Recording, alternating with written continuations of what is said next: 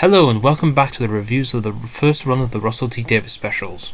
Sorry about your change in host, but honestly, the reason why I'm doing this one is because back in July 2016, such a long time ago, I first started reviewing Doctor Who content with this episode with a review which is no longer on YouTube. And 3 years ago I made my first proper video on this channel, which was meant to be a redo of this review, so that's why I'm doing it now instead of later.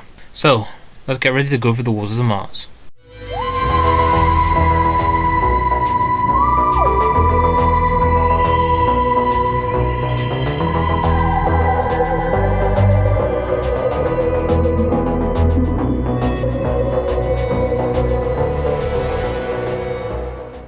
So if you didn't know, basically this special has 10 going to Mars, where he meets a pioneer team run by the ever so famous Captain Adelaide Brooke. Stuff starts to go wrong with people being possessed by the water. The Doctor and Adelaide find out so that they can leave. The Doctor leaves, comes back, and then Time finds a way to revert back as he leaves on his last journey. Now, basically from all that, most of it seems like a usual Doctor Who story. A base infection invasion story from the outlook, but it's when you really go into it is where the great hidden quality of the story lies.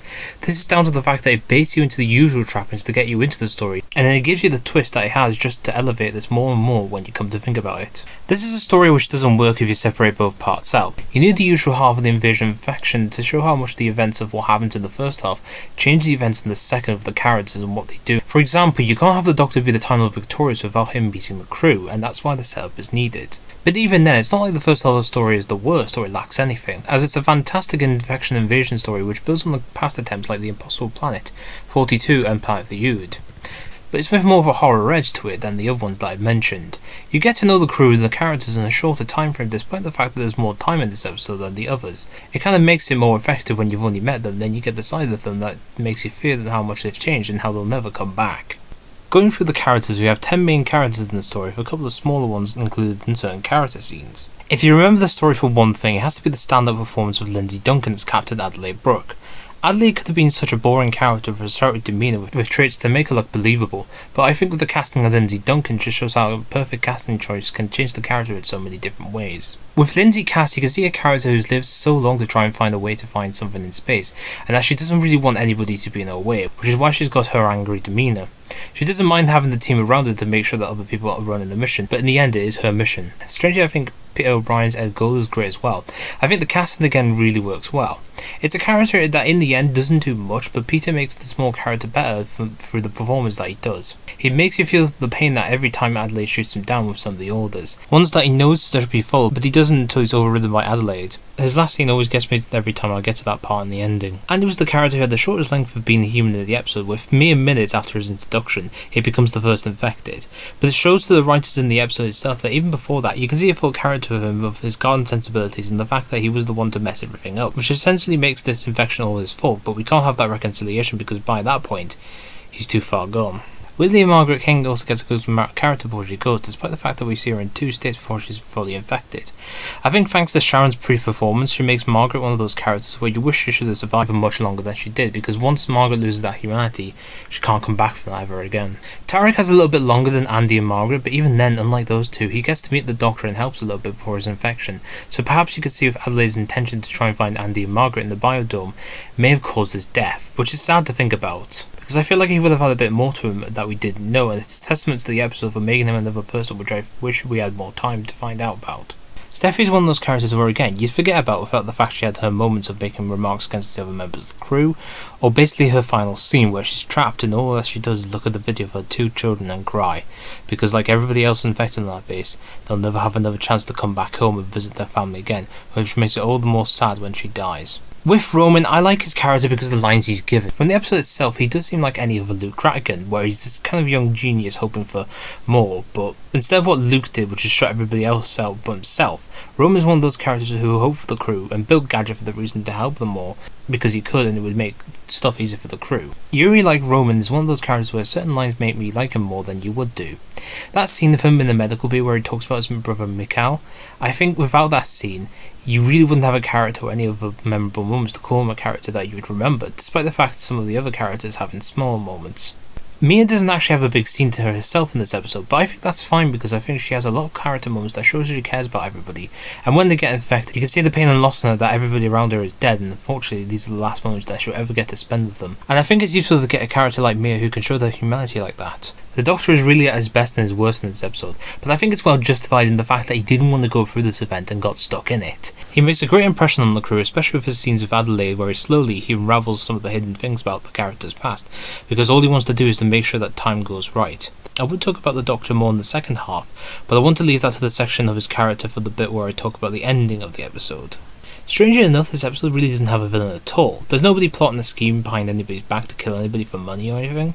But there are monsters with what has been retroactively named as the Flood, which is just an alien infection from Mars brought by a dodgy water filter. They are terrifying, however, how they invade the crew and make them their puppets. They can run, wait and get inside the base anyways because it's clever and it learns from what it sees and what things other people do.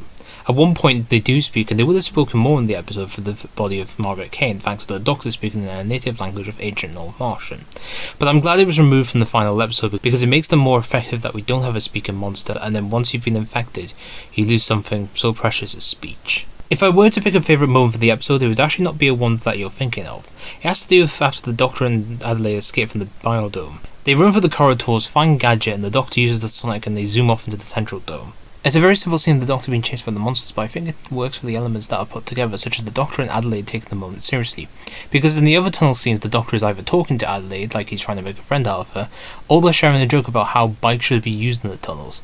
This time, they're being hunted and they're scared for their lives, which shows the severity of the scene. I'd also have to say that the music makes the scene effective in trying to pressure you as well, because of how much it changes from the beginning of the tunnel, where you have this big piece that's representing the Flood, and then you transition to this heroic piece as the Doctor uses his sonic to get him and Adelaide across the tunnel. It doesn't feel too much put on like if you put on I Am the Doctor to that scene. So it was great for Murray to put an original piece that not only fits to the episode, but to the scene itself. Now, with any review of the Whoniversals of Mars, you have to talk about one thing in particular, which is the ending, and I don't mean that scene inside the TARDIS. I mean the part of the episode the Doctor goes back to the base, breaks his own rules, saves the remaining crew, and then finds out he's gone too far. The scene where he goes back itself is a great scene that follows all the horror of more of the crew being infected and the Doctor doing nothing. It shows that he cares, he wants to do something, and now he realises that he's got no one who will come after him if he changes time.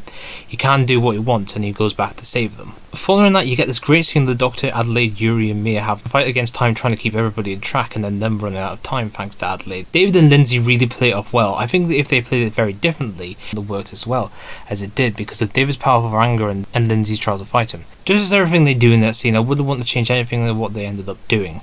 They did the right performances at the right level and it shows on screen that it really works. I think the scene that really makes people like me really love this episode is the scene on Earth.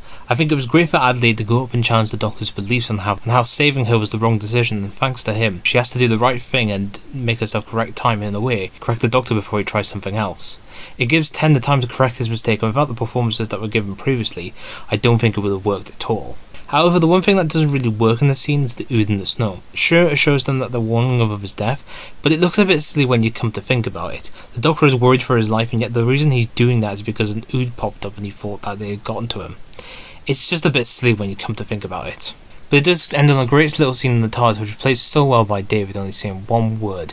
But you could tell from that zoom in from the console to the Doctor and the foreboding close to that he has to face the ramifications of the choice, and yet he still finds the courage to fight off having to die right now for later on. If there would have been any other dialogue in that scene, I think it would have had the chance to ruin the whole moment. But in conclusion, this special was a one-shot chance of seeing how far they could go with the 10th Doctor before David Tennant was going to leave. And suffice it to say, it worked. Had any of the elements, such as a great story that could offer twists and turns, a really good cast that could work around the characters that they play or the monsters that they inhabit, some stellar direction by the ever so great Graham Harper in weirdly his last to date Doctor Who story, please Russell, bring him back, an excellent soundtrack that just works to elevate the best and the worst moments, and an ending that rocks you to your core, then I think we wouldn't be talking about one of the most perfect stories that have ever been told from this era. Anyways, all I have to say is happy anniversary to me, and I think that's it. See you all in September.